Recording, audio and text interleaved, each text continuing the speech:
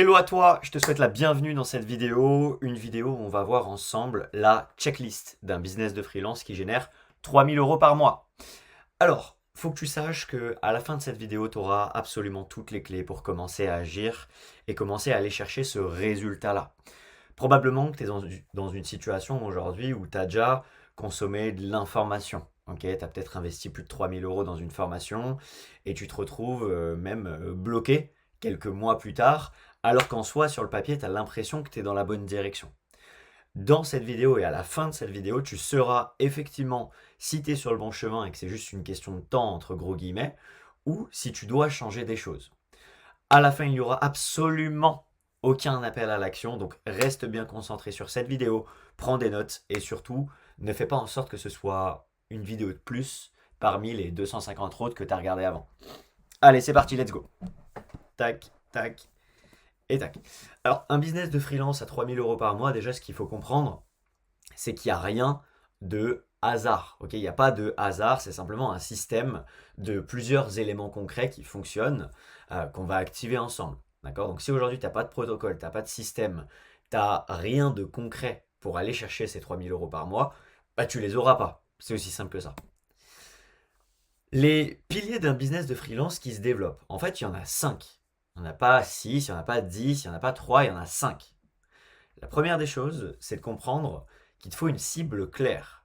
D'accord. Donc là, il y a plus ou moins 3 postulats. Les personnes qui vont vouloir une cible hyper figée, hyper concrète, Delphine, 36 ans, cheveux rouges, qui travaille dans le domaine de X, Y, Z. Tu vois, ça c'est hyper figé. T'as la deuxième école qui va être un peu vaste, voire trop vaste. Exemple, je vais accompagner les personnes qui vont être dans le domaine de la santé. Tu vois, c'est déjà un petit peu trop vaste. Et t'as, pour moi, ce qui fonctionne le mieux, c'est de trouver le juste milieu entre les deux. On va pas te demander de te spécifier sur un domaine en particulier. Tu vois, moi en soi, j'aurai plusieurs choix et je vais te prendre le mien. Je pourrais accompagner sur le papier uniquement des coachs, uniquement des community managers, uniquement des graphistes. Ok, par exemple. Ce que j'ai décidé de faire, c'est d'accompagner les freelances. Parce qu'aujourd'hui, je peux très bien accompagner un coach comme une CM ou un CM ou un ou une graphiste. Tu vois, et je peux me le permettre. Donc j'ai pris les freelances. Ok. Et toi, ça peut être pareil dans ton business. Donc soit effectivement tu veux partir sur un domaine en particulier et tu peux le faire, mais tu ne dois pas non plus être trop vaste. D'accord. Même si tu fais de l'individuel et du personnalisé. Deuxièmement, tu dois avoir une offre sexy. Qu'est-ce qui fait que moi, je te donnerai ma carte bancaire, que je poserai de l'argent sur la table et que je te dirai, ok, tiens, prends mon argent. Une offre sexy, c'est une offre quand tu l'entends. En fait, tu peux pas la refuser. Tu te dirais, ok, mais je serais bête de pas prendre cette offre. Tu vois, moi aujourd'hui, mes programmes d'accompagnement, c'est des programmes où j'accompagne les freelances à générer 3 000 € par mois. Ok. S'ils ne génèrent pas cette somme-là, ils sont remboursés intégralement de tout ce qu'ils ont investi avec moi. Qu'est-ce que tu comprends quand tu te dis ça? Tu vois?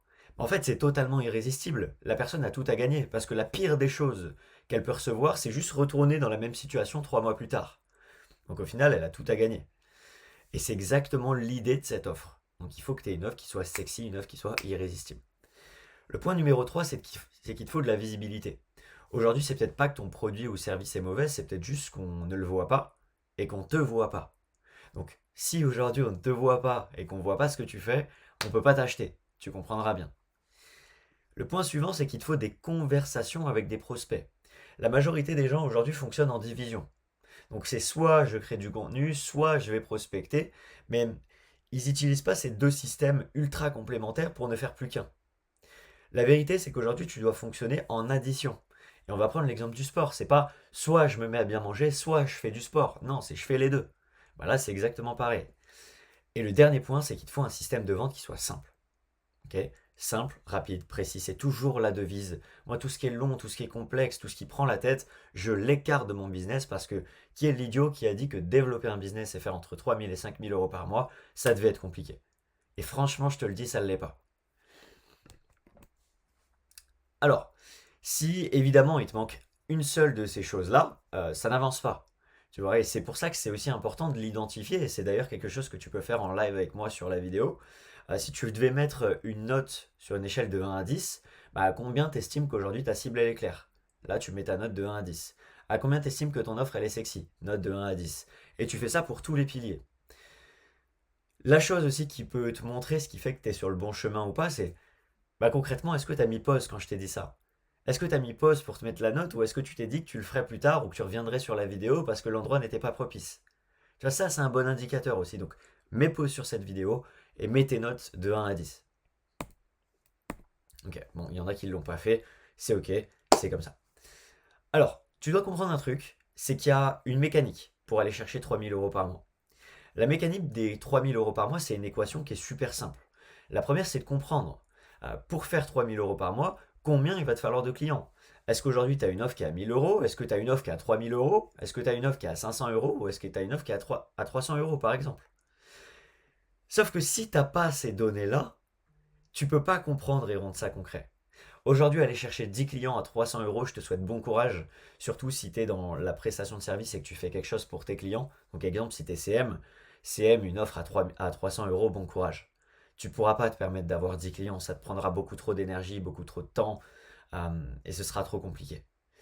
6 clients à 500 euros, ça le fait, mais c'est sportif. Parce qu'après, en fait, tu dois t'occuper que de tes clients et tu auras peut-être plus de temps pour ton business. Donc, si tu veux le développer, comment tu vas faire? Tu vois, et c'est ça l'idée, c'est que aujourd'hui, il y a des gens qui ont cette capacité de vendre des offres beaucoup plus élevées en termes de prix et il n'y a pas d'objection de budget. Donc, qu'est-ce qui fait que toi, tu as une offre qui a moins de 1000 euros et qu'on te rend fou et que tes prospects n'ont pas le budget, n'ont pas ci, n'ont pas ça, ont toujours une excuse? C'est simplement qu'il y a plein de petites choses que tu n'as pas encore travaillées, que tu dois mettre en place et tu veux avancer. Et tant que tu les bosseras pas, tu seras dans la sauce. Donc, c'est important, pareil, que tu regardes bien cette vidéo et que tu mettes toutes les actions en place. Donc, une fois qu'on a compris à combien on vendait notre offre et combien il nous fallait de clients, ça nous permet pareil de refaire des calculs. Trop de gens aujourd'hui laissent place à des infos trop vastes. Il te faut des datas, il te faut de la donnée, il te faut du concret. Si tu sais qu'il te faut environ 5 personnes en client pour aller chercher, je ne sais pas moi, 3000 euros, donc il te faut 5 personnes en client pour faire 3000 euros, ce qu'on sait, c'est que si tu veux avoir ces 5 personnes, tu ne feras pas 5 appels, 5 ventes, donc il te faut au minimum 10 appels, et encore, ça te fera un taux de closing à 50%, ce qui est sur le papier assez correct. Donc, on sait déjà qu'il te faut entre 10 et 15 appels ce mois-ci, si tu veux aller chercher entre 3000 et 5000 euros. Tu vois, on rend ça concret, on met des chiffres, on met des données, et c'est comme ça qu'on arrive à avancer. Alors, pour atteindre ce chiffre d'affaires, ton business doit générer forcément des prospects, des conversations et des ventes. C'est 3 flux vitaux. Sans ça, forcément, tu ne peux pas te développer. La base fondamentale à connaître, c'est ton client idéal. Ok? Un freelance qui vend, c'est un freelance qui sait exactement à qui il parle. Tu vois, donc clarté de la cible égale clarté du message égale vente. C'est aussi simple que ça.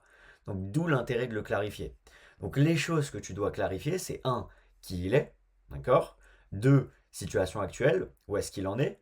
Son niveau d'expérience, donc que ce soit dans son business ou dans le business ou dans ce que tu résous, dans ce que tu proposes, et son objectif principal. Mais on va essayer d'aller plus loin que ça.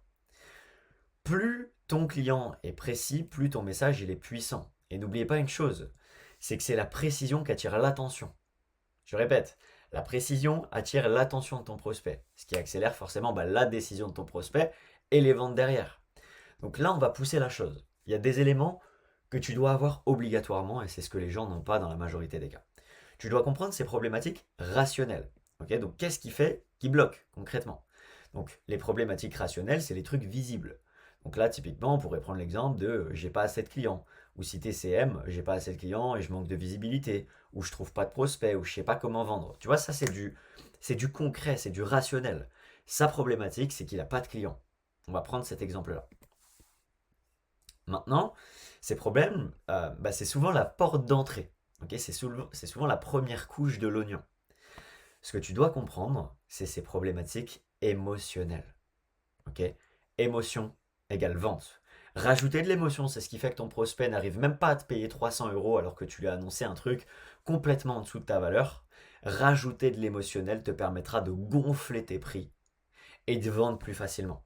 La vente, c'est de l'émotion. Si tu mets pas d'émotion dans tes appels de vente, tu ne feras pas de vente. C'est aussi simple et clair que ça.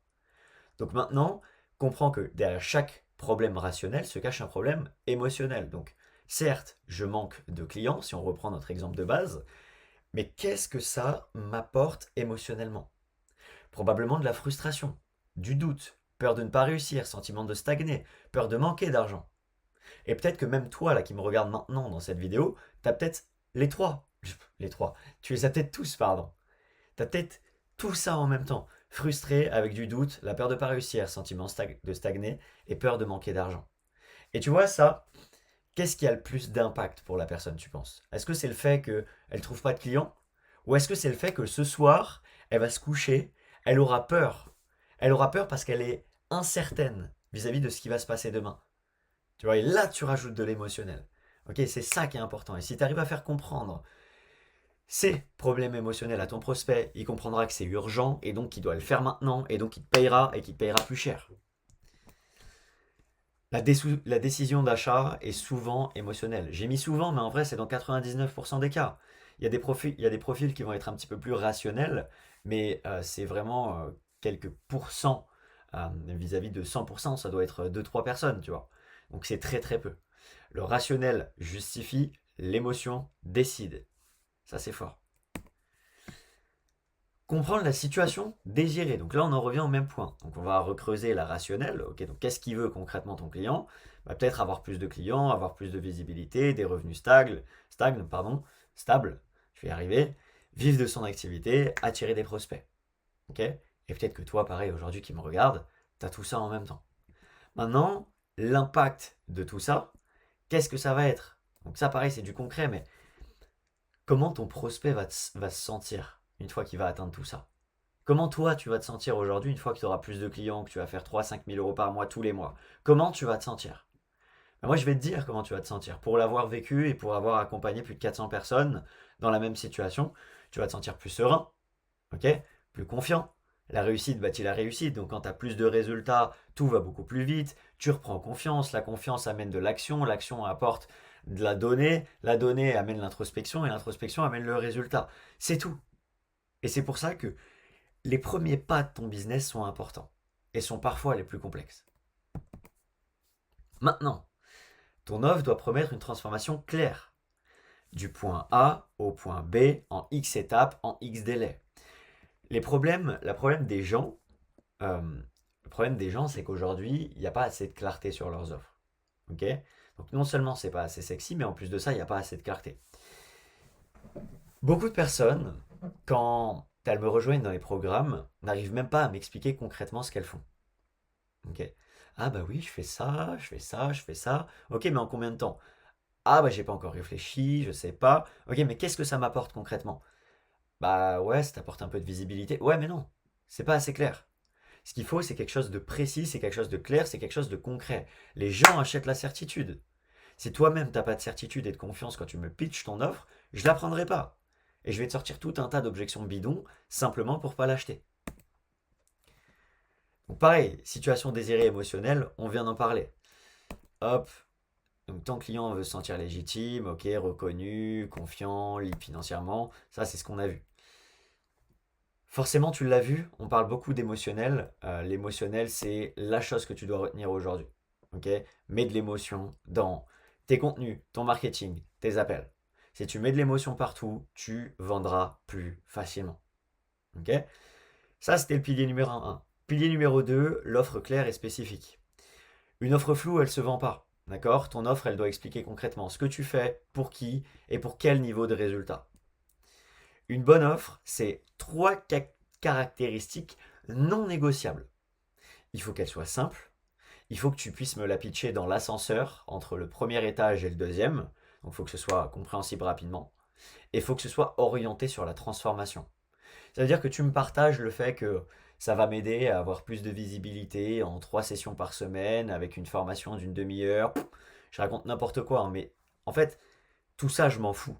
Moi, ce que je veux savoir, c'est si tu viens m'aider, qu'est-ce que ça va m'apporter factuellement?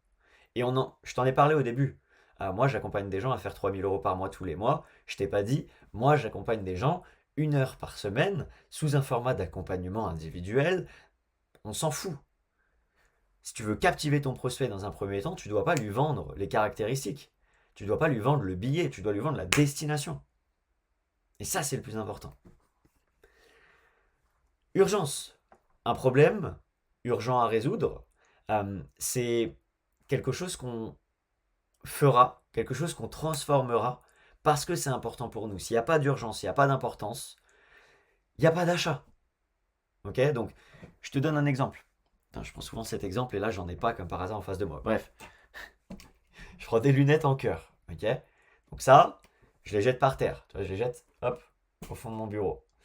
Les lunettes, elles sont là-bas. Si ton offre, c'est Damien, je t'aide à récupérer ces lunettes, bah, je vais te dire, c'est de la merde, aucun intérêt, je peux me lever et aller les chercher.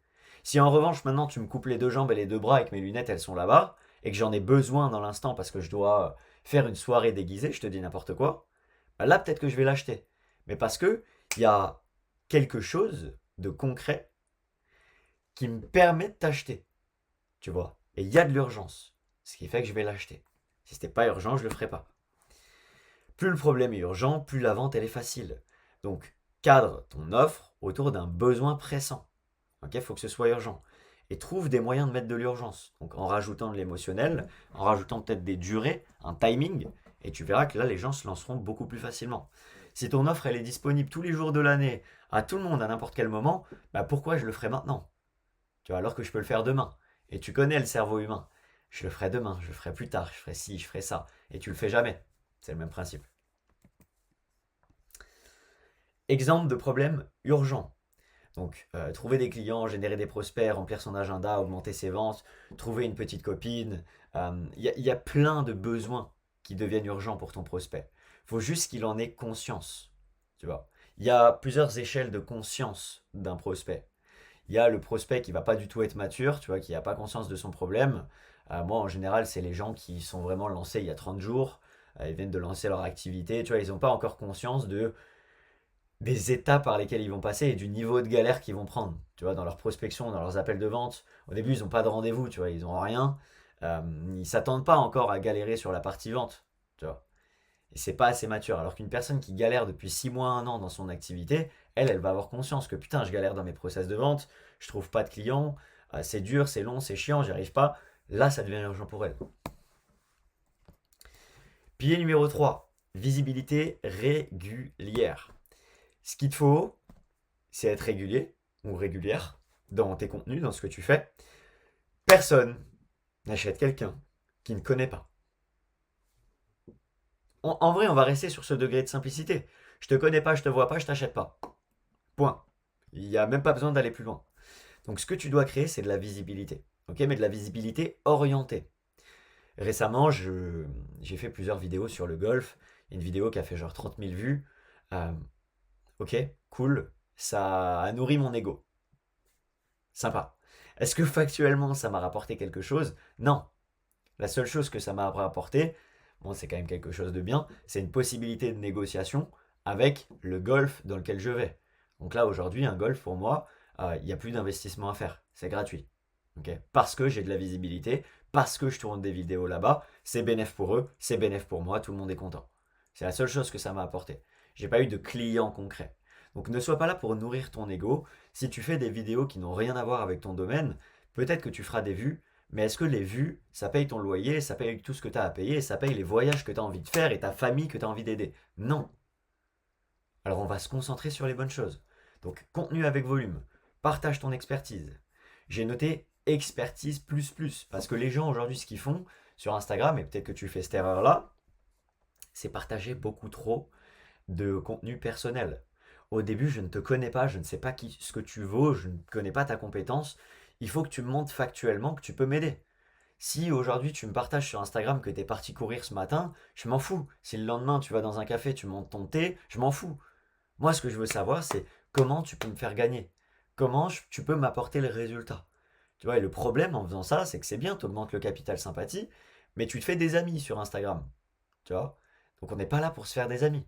On est là pour créer du business, forcément créer des liens qui sont forts, donc c'est pas dérangeant hein, de se créer des personnes avec qui t'accroches bien, mais ça doit pas être que ça l'objectif. Ok. Et prends tes positions. Si tu as envie de dire un truc, tu le dis. Moi aujourd'hui, je pense factuellement que les personnes qui sont que sur le contenu, qui ne veulent pas prospecter, qui ne veulent pas montrer leur visage, qui ne veulent pas passer d'appel de vente, qui ne veulent pas, reprenez un taf. Et c'est ma position. Pour moi, ça ne doit pas fonctionner en division. Tout doit être ensemble. C'est exactement le même exemple du sport. C'est pas soit je mange bien, soit je fais du sport. C'est je fais les deux. Et tant que les gens comprendront pas ça, ils n'auront pas de résultat. Ils mettront encore 3 000 € dans des formations à la con. Et derrière, ils n'auront rien. Tu vois. Mais c'est juste parce qu'ils prennent des choses confortables. C'est tout. La visibilité, ça crée de la confiance. Plus je te vois, plus je te fais confiance. Ça crée forcément des conversations aussi avec tes prospects. Et ça, c'est l'idéal et c'est ce qu'il faut faire. Les ventes viennent rarement uniquement du contenu, hein, je te le dis, tant que tu n'as pas une bonne communauté, les gens ne viendront pas d'eux-mêmes. D'accord. Donc oui, tu peux créer du contenu et oui, ça peut marcher sans que tu ailles contacter des gens. Maintenant, à quel prix? Peut-être au prix de ton temps, peut-être au prix euh, de résultats un peu en dents de scie, tu vois. Ça peut marcher. Maintenant, nous, ce qu'on veut, c'est pas des résultats en dents de scie, c'est performer dans le business, que tu ailles faire entre 3 et 5 000 € par mois hyper rapidement, voire plus. Et ça, c'est ce qu'on veut. Ok. Après, si tu es adepte du temps et que c'est ta vision, je la respecte évidemment. Plus de conversations, plus d'opportunités de vente. Je te rassure, je te dis pas d'être un gros lourd, une grosse lourd, qu'importe. Je te dis juste qu'il te faut des conversations ciblées avec tes prospects. Ok, c'est pas 100 par jour, c'est pas 30 par jour, c'est juste avoir quelques conversations tous les jours que tu nourris pour créer des opportunités. Tu vois, mine de rien, les gens qui likent tes contenus, les gens qui regardent tes stories, les gens qui... Bref, X ou Y situation, prospect. Mais les gens ne vont pas leur parler. Bah tu dors. Toi tu dors. Donc va créer des conversations, va créer de l'échange et le business se crée dans la liste de contacts. Pas de liste de contacts, pas de business. C'est aussi simple que ça. Identifie forcément le type de prospect prêt à acheter, ça c'est important. Un prospect prêt à acheter, c'est une personne qui t'a déjà peut-être parlé d'une problématique qu'il avait. C'est une personne qui t'a peut-être dit qu'il cherchait des solutions. C'est une personne qui te pose beaucoup de questions ou qui se pose plusieurs questions. Tu vois, il est là plusieurs fois, il regarde ton contenu, il interagit. Qu'est-ce que tu attends pour aller voir ces personnes-là, les contacter et leur proposer un appel? Si tu attends que ce soit eux qui te demandent, tu gagneras pas d'argent et probablement que Mathieu, qui a exactement le même domaine que toi, qui fait la même chose avec moins de compétences et de connaissances, il a juste un peu plus d'audace que toi, il va envoyer un bon message au bon moment à Mireille, Mireille qui est la personne qui a la problématique, Mireille va démarrer avec Mathieu, parce que t'as pas été assez vite. Le business, c'est de la vitesse. D'accord. Comprends bien que des personnes dans le même domaine que toi, il y en a des milliers aujourd'hui. Le marché n'est pas saturé, mais beaucoup de personnes font la même chose que toi. Alors tu te dois d'aller vite. Donc forcément, ton rôle, c'est pas de convaincre, ton rôle, c'est d'accompagner à prendre une décision. Et ça, forcément, tu peux le montrer aussi et augmenter cette prise de décision à travers des preuves concrètes. Donc plus tu as de preuves, plus c'est simple. Des témoignages clients, j'en ai plus de 400, j'en partage plein sur mes stories Instagram, en poche, je fais des lives avec mes clientes, je fais des événements, elles sont toutes contentes. Enfin, je partage toujours tout, avec toute la transparence du monde. Donc, si tu n'en as pas encore, c'est ok.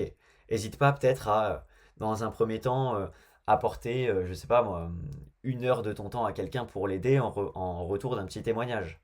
Tu vois, ça peut être intéressant. À chaque fois que tu as un client, demande-lui un retour aussi au début, c'est hyper important. Si je devais te faire une conclusion, clarifie ta cible, renforce ton offre, rends-toi visible, parle à tes prospects et va vendre. C'est vraiment la conclusion de tout ça et je pense qu'on peut même se laisser là-dessus d'ailleurs. Ouais, d'ailleurs c'était la dernière slide. Si tu comprends tout ça, tu développeras ton business et je te promets que c'est réellement aussi simple que ça. C'est des petites actions à répéter tous les jours de façon constante. Je te garantis qu'en 30 jours, tu peux avoir un niveau de résultat beaucoup plus haut et plus élevé que sur les 6 derniers mois.